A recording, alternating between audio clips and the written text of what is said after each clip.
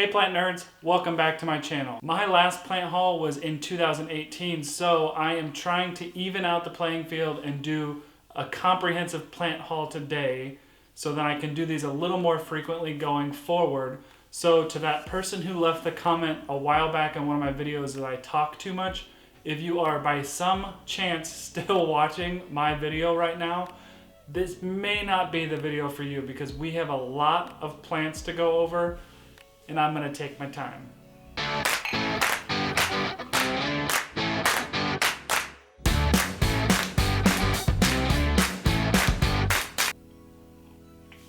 Okay, so like I said, I haven't done a plant haul in a very long time, so this is gonna be pretty comprehensive. I'm going to try to make it as short as possible, but if you're watching this, more than likely you love plants. First plant I wanted to introduce you to was this Epipremnum Pinnatum Cebu Blue. This plant is so beautiful, and I found this at Walmart, which was very surprising. I've actually seen it there a couple more times. Every once in a while you'll find a gem like this at Walmart. This pothos is so different than most of the other ones you see, just even in the shape of these leaves. They're more lance shaped, but the texture of the leaves also, they almost have like a rubbery succulent feel, and they have this beautiful bluish green shimmer to them.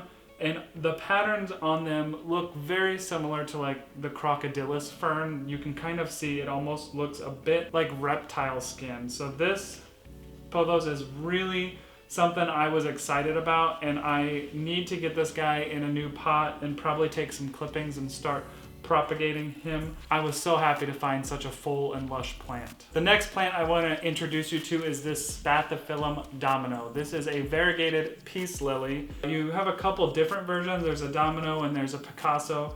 But this one, the Domino, you usually have a little chunks of white in these leaves, but mostly it's sporadic and sparse throughout the leaves. I think this version of the peace lily is so beautiful, so I'm very excited that I have this one, and I'm excited to see it get big. This next plant is a Ficus Altissima, and if you have been watching my channel for a while or seen some of my old videos, I bought one of these last year that quickly met its demise under my own actions. I decided to give it another go, which is what most plant ownership is just trial and error, but this Altissima has been growing like crazy. When I first got it, it was probably, this leaf was the top leaf, and now it has put out 5 new leaves. I did not repot him. I've left him in his nursery pot. It's probably about time to repot him. I'm just a little gun shy of that because the last one I did shriveled up and flipped me off. I'm excited that this one's growing for me. I just love this plant. The next plant I want to show you is the Zamioculcus Zamiifolia, which is a ZZ plant. However, this ZZ is called a Zenzi ZZ or a ZZ Zenzi.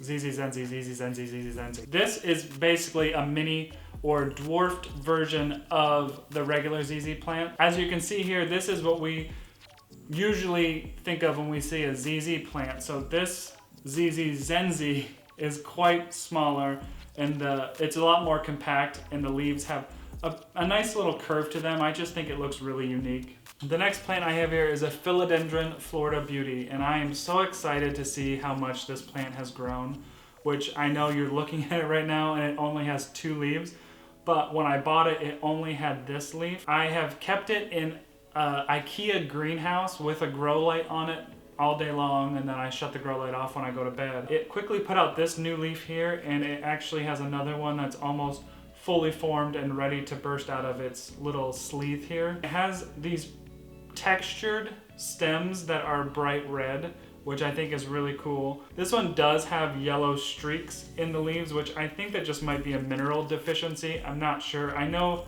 this is not a variegated version of the Florida Beauty. I still have this in its nursery pot from when I bought it. I wanted it to get a little more established before I uprooted it and replanted it. But I just think this philodendron is so neat and how it grows and how these leaves look. So next up is this Alocasia Ivory Coast. Now, I had an Alocasia poly, which is still somewhat alive. So I was really nervous to buy this Alocasia, but I just loved how it looked. It has these bright red stems that almost have a pattern like the Alocasia zebrina, and the foliage on the top has this kind of dusty ivory-ish tint to them. This one has been doing really well. It didn't get crispy. I've tried to keep humidity high because alocasias do like high humidity.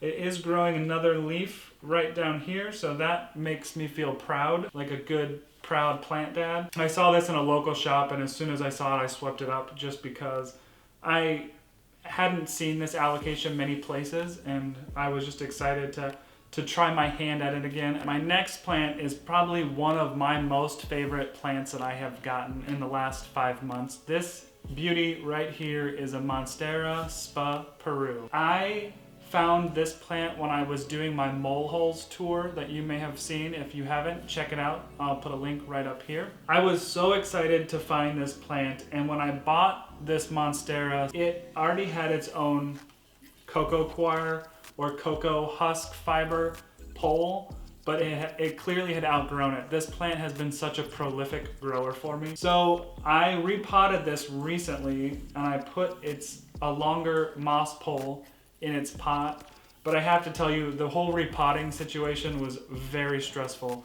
This plant had grown its aerial roots from its nodes like deep into that previous pole and all the way down through it into the soil, which first of all is amazing, but second of all, I had to cut all of those off to get this plant out of its old pot to repot it.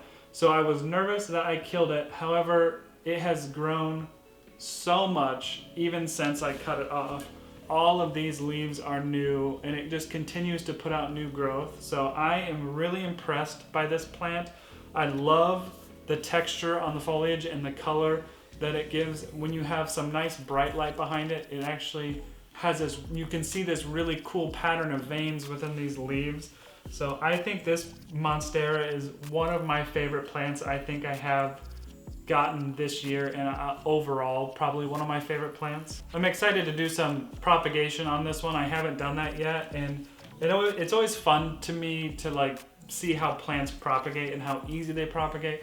This one I think is going to be a pretty easy propagator, just given that these aerial roots pop out so quickly all over this plant. So you can have this one as a trailing plant, or you can tie it up and have it climb. I think I like either version. This one was just already climbing when I bought it, so I just decided to continue on with that. But I'm really excited about this guy. Okay, so now we're going to enter the Hoya section of my plant haul, because I do have quite a few little Hoyas to show off. So this first Hoya I want to show you is the Hoya Carnosa Compacta Variegata, or the variegated Hindu rope. This I found at Walmart, and it was $10. I was super stoked to see this there. I do have a small version of this. It is actually only a couple leaves and no vines yet. It's starting to grow those vines. So it was just a small little cutting, but to see one that was trailing like this already with its healthy vines and these newer leaves coming out, I was so excited. So I am super happy I found this. The next Hoya I have here is a Hoya Pubicalyx Sparkles. Now, I actually cannot find much information online about a Hoya Pubicalyx Sparkles. I do have another Hoya Pubicalyx, but it's a Royal Hawaiian Purple. The strange thing is this Sparkles variety is growing out these new leaves way more purple than my one that is labeled Royal Hawaiian Purple, so I'm not quite sure. In any case, I love them both. They look very similar. They do have those silver dots that are just kind of interspersed on their foliage. This one has grown real well for me. It's put off a lot of new growth with these stems shooting up and these new leaves forming on them, so I'm really happy with this plant. Okay, the next Hoya I picked up is this Hoya Wayetii, which has these very long, almost green bean shaped leaves. The outer edges of these leaves are very dark burgundy. I love the coloration on this plant. This one has also grown really well for me. It's put off tons of new growth, and these new leaves are quite a bit darker in color, a little more burgundy purple. As they grow older, they kind of change to this green color you see here, but super stoked for this guy. So the next little Hoya I have is this Hoya Burtoniae. I believe it was labeled a Burtoniae, and I don't know. I think there might be some discussion on if that is the same thing as the Hoya DS70. I'm not sure. There are smarter people out there, smarter people I follow that know Hoyas better, so you can correct me if I'm wrong.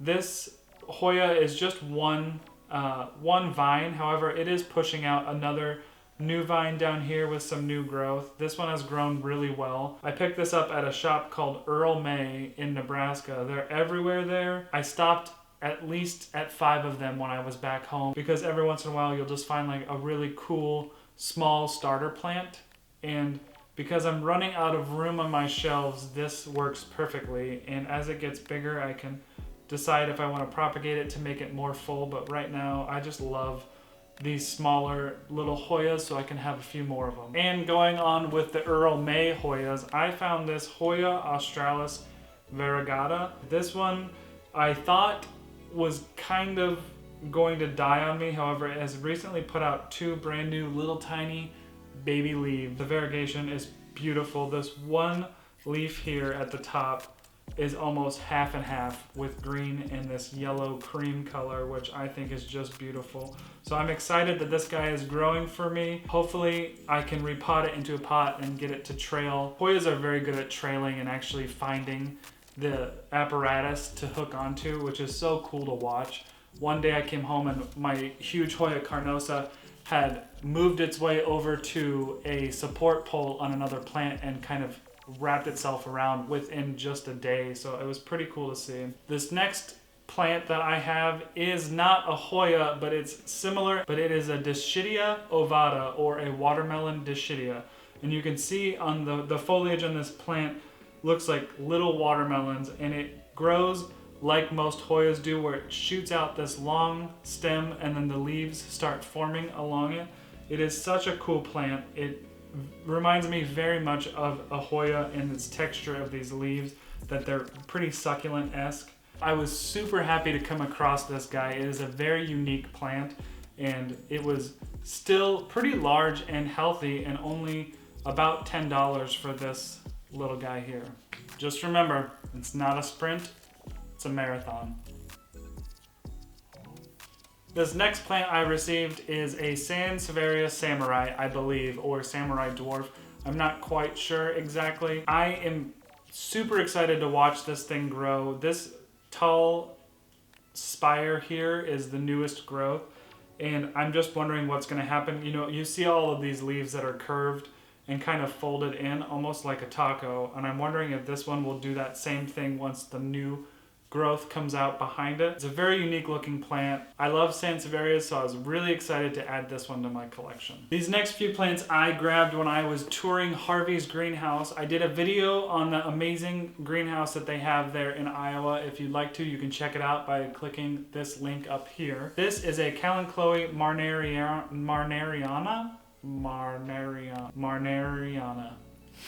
I'll put it down here. You know, I'm not a huge fan of succulents. I'm learning. This thing is just so unique looking to me. I had never seen one like this before.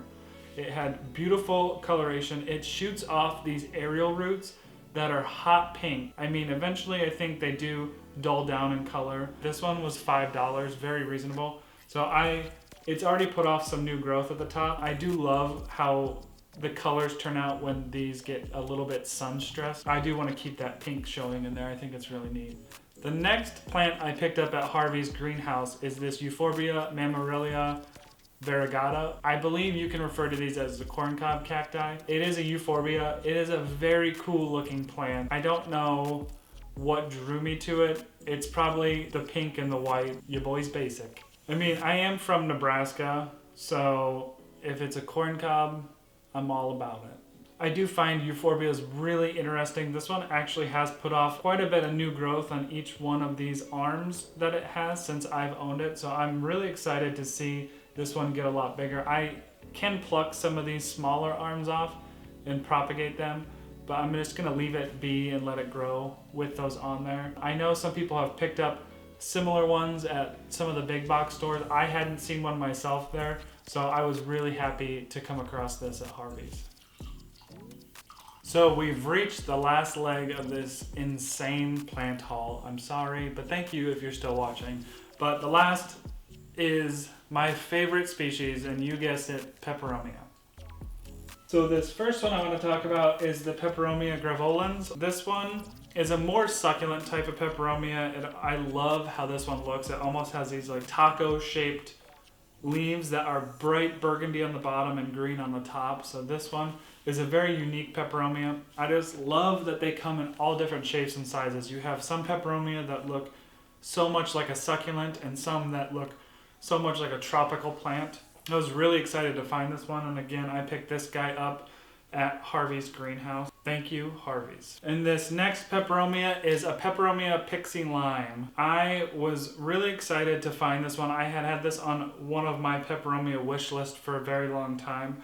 Just a very unique Peperomia. Its foliage is kind of variegated in a way that is silvery, and it has dark streaks of dark green through it, and also this nice little fuzzy texture on all of these leaves. This one has grown really well for me. It is in nice, bright, indirect light, and it just keeps putting off new growth everywhere, so I'm really happy about this. This next Peperomia I have is the Peperomia Ferreyrae, or the pincushion Peperomia. This guy looks so unique, almost like something out of Dr. Seuss. It's very succulent-esque in how its leaves feel, how it's shaped. This plant grows a lot like the Graveolens, except it's more elongated, but I was really excited to come across this guy. All right, guys, we have finally did it. We made it to our last plant of this marathon plant haul. The last plant I wanted to show you today is one of my favorite Peperomias. It is the Peperomia Polybotrya, or also referred to as the raindrop Peperomia. I found this in a local greenhouse here in town, and I was really excited to come across it. When I first walked by, I had to do a double take because I honestly thought it was a Monstera. So I walked by it, and then I kind of backed up a little and did a little bend and stare and realized it was a Polybotrya. I might have squealed a little bit. I love this Peperomia, and I think a lot of my love for this comes from the fact that it looks a lot like a Monstera, but it has a lot of those Peperomia characteristics. Some people are actually afraid to own Peperomias because they just feel like they'll kill them. I think it's probably one of the easier plant species that I have. It's really easy to tell when they need water. Every once in a while I'll just walk by and I'll do a little squeeze test on these leaves, and if they're still pretty rigid, I'll let it be, but you will definitely feel them get super flimsy, and that's when you know it needs water, and within a couple hours of watering it, they'll get right back to this same succulent feel, and it will continue to live a long and happy life. Okay guys, you did it. You made it to the end of this insanely long marathon of a plant haul. I promise I will do these a little more often so I have a lot less plants to show, but I did want to show you some of the ones I've picked up in the past 6 months. If you enjoyed this video, please give it a thumbs up down below. If you did not enjoy it, just give it a thumbs up. I also would like you to click that subscribe button if you have not done that yet. And leave me a comment if you have any questions on any of these plants and how I care for them. I can try to answer to the best of my abilities. I can tell you what's working for me or what hasn't worked for me. As always, I appreciate you hanging out with me. Thanks for watching.